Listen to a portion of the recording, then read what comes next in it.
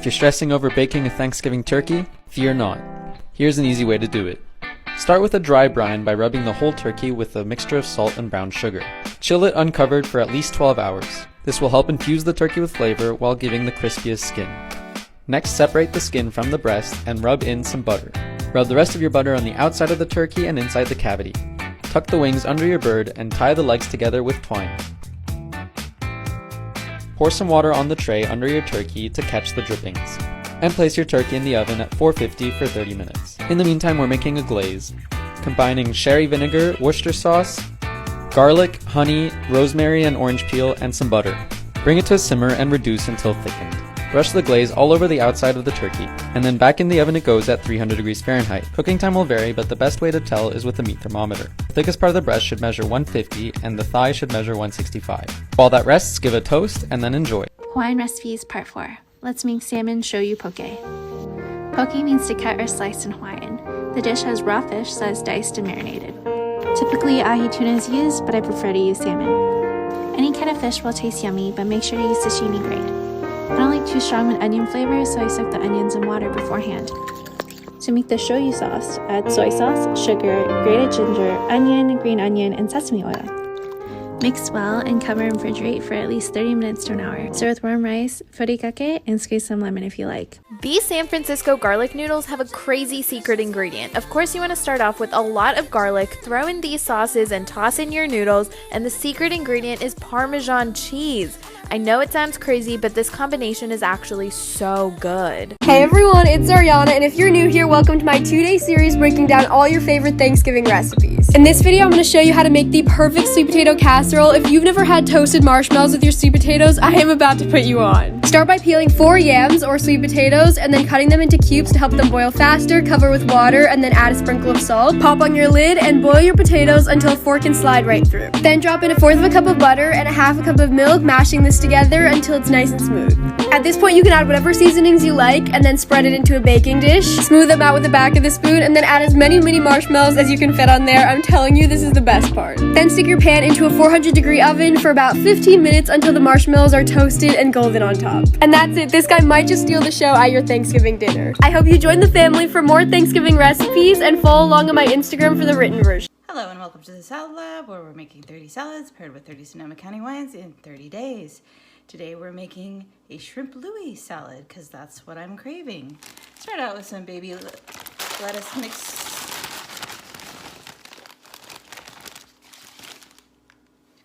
Avocado, red onion, and shallots. A little mixture of both there today. Cucumber, radishes, if you don't like them, don't put them in. Tomatoes, boiled egg, and the shrimp, and a few croutons. And the dressing is a Louis dressing. I'll put it in the comments.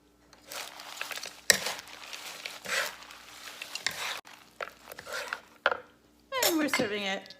Let's make a peanut butter and jelly smoothie. 1/2 of a frozen banana, a couple cubes of frozen coconut cream, a big handful of frozen strawberries, frozen cauliflower rice, 1 scoop of 310 vanilla protein powder, and then 1 big scoop of 310 peanut butter powder. You might need just a splash of liquid to get it going. Okay, time to blend.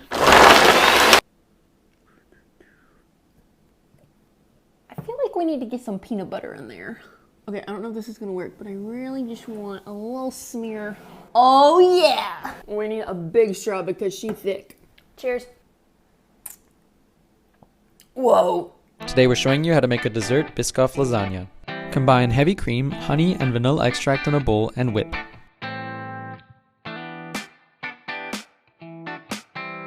Now we can make our layers, starting with a base of biscuits. Pour a first layer of your whipped cream, followed by some Biscoff spread, which we've melted in a microwave.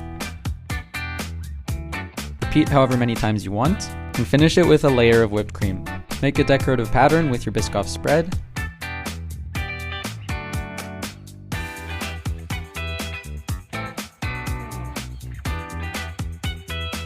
Finally garnish with some crushed biscuits. Put it in the refrigerator for at least 6 hours and enjoy. How you can make some delicious crunchy onion rings for less than 300 calories. First, get yourself an onion and cut it into 1 centimeter slices like this. Add some flour to a bowl with some sparkling water and season to your liking. You can use low calorie beer as an alternative. Then dip your onions in and then into the oil for a few minutes. They should be golden brown when they're done and should look like this. And we're gonna learn how to make keto chicken nuggets and dipping sauce. Let's go. Preheat your oven to a cool 425. Boop. Ground chicken. Plop her in the bowl. Time to season. Garlic powder. Paprika. Pepper. Salt. I'm not a fan of using measurements, I just eyeball it. Mix it. Boom. Done. Mixed. Grease your pan unless you hate yourself. Breadcrumb. Scoop. Plop. Roll. Pat. Flip. Pat. Place. Repeat that until your pan is full. Put it in the oven and flip it 10 minutes. So because I already made the sauce for my lunch, I used up all my ingredients. So I can't make it again, but I can tell you what goes in it. Mayo, sugar-free ketchup, I like horseradish mustard, but you can use any mustard, and relish. And bam, you have sauce. Flip for another 10 minutes. Potato. Pot on the stove, cold water, potatoes go in, bring to a boil. While the potatoes are cooking, I have garlic, chili flakes, rosemary, salt. I'm gonna pour over hot oil. Once it's cooled down, we'll add sherry vinegar and put it to the side for now. Once it comes to a boil, pull it after 8 minutes. Peel your potato and then grate it. Grated potato will do garlic powder, onion powder, paprika, salt, potato starch. Take your potatoes and make tots. Tots go into oil. Fry until golden brown crispy. Tots get lemon juice, salt, parsley. So this is yogurt spiced with cumin, coriander, Aleppo, garlic, lemon zest, lemon juice, olive oil, chili crisp. Let's make the easiest one-pot white bean and broccoli pasta. We got olive oil, garlic, chili flakes, and rosemary. Get that nice and golden. Then throw in a pound of broccoli and a pound of orecchiette pasta. We're gonna pour over 4 cups of chicken stock and 1 cup of water. Then the star of the show is a can of Bush's cannellini beans. Drain them, throw them on top, season with salt, and we're gonna cook this for 12 to 15 minutes until all the liquid is absorbed. Finish it off with a tablespoon of balsamic, a cup of freshly grated parm. Grab a big old bowl and shove it in your mouth. I really want Nobu's Toro Tartare and Caviar, but I don't want to spend $35, so let's make it at home for a fraction of the cost. First, get some tuna. I got this whole thing for $7 and cut it into little pieces. Now get some mayo and sriracha and mix it up, baby. Add in your tuna and once again, mix it up, baby. Now shape it into a circle. Now grab some beautiful caviar and put it right on top of your tuna. For the sauce, add soy sauce, ponzu, lemon juice, and once again, mix it up, baby. Gently pour in your sauce so you don't ruin the shape. And here's the finished product. This only cost me $12 and it tastes amazing. You have entered the official pecan versus pecan poll. Which is it? I'm a pecan sayer, but either way, you must run to the kitchen and make this pecan pie smoothie. It has all the flavors of pecan pie.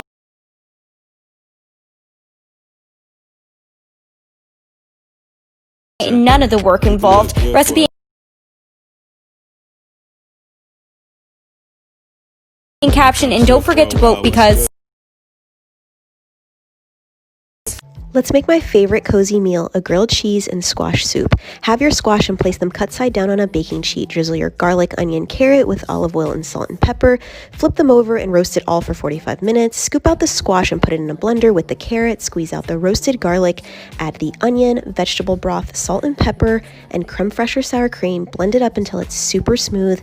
And then you want to pour it into a bowl and drizzle on some more creme fraiche, a little olive oil, crispy sage, and serve it with the grilled cheese. Cold brew cocktail. Let's make it. In my last video, I showed you how to make this salted caramel, so if you haven't seen it yet, go check out my page. Now you're just gonna dunk the edge of your glass in this, and a substitute you can use instead would be some honey, and then we're gonna dip that into some crushed graham cracker. Now I have a large container with some ice, and I'm filling that up with 1.5 to 2 ounces of my favorite bourbon, 3 to 4 ounces of my homemade cold brew. I have a how-to on that on my page, and we're gonna mix that up. Now we're filling our glass with some ice, and pouring over our coffee and bourbon mixture. I made this foam by loosely whipping in a blender some heavy whipping cream, vanilla extract, and some sugar. Now we're gonna give this a little dusting of some cinnamon and a nice little sprinkle of some kosher salt. Homemade marshmallows start with well-greased pans and parchment paper. 4 ounces cold water, 21 grams gelatin into the bowl of your stand mixer. 6 ounces corn syrup, 2 ounces honey, 12 ounces sugar, 4 ounces cold water. Bring it to a boil and cover it with a lid for 5 minutes. You can also brush down the sides with a clean pastry brush to avoid crystallization. Heat to 240 degrees, and now we're going to break up the gelatin and start pouring in that hot syrup. Add in your vanilla and salt or whatever flavorings you like, and we're going to start mixing on high to incorporate a ton of air. Make sure there is oil on all of your tools, your hands, your paper, everything. Flatten it out, smooth out the top, let it rest overnight. Now we're going to add some powdered sugar on top and use a greased bench scraper to cut perfect little squares. How cute are those? Dust in more powdered sugar, and now your homemade marshmallows are ready to be dipped in chocolate, use in your hot cocoa, make the most amazing s'mores. Tonight we're making roasted cheesy garlic asparagus happen. Start off by stemming your asparagus. Crushing your garlic. In a small bowl, mix olive oil, salt, pepper, and garlic. Toss and coat your asparagus. Sprinkle with chili pepper flakes.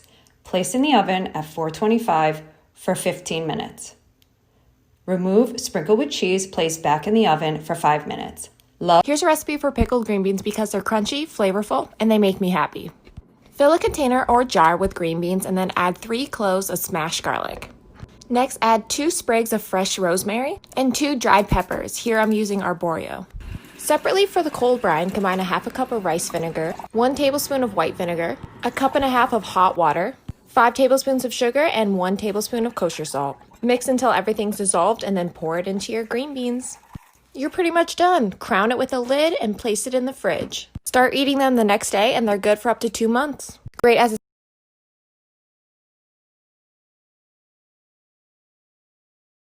a snack.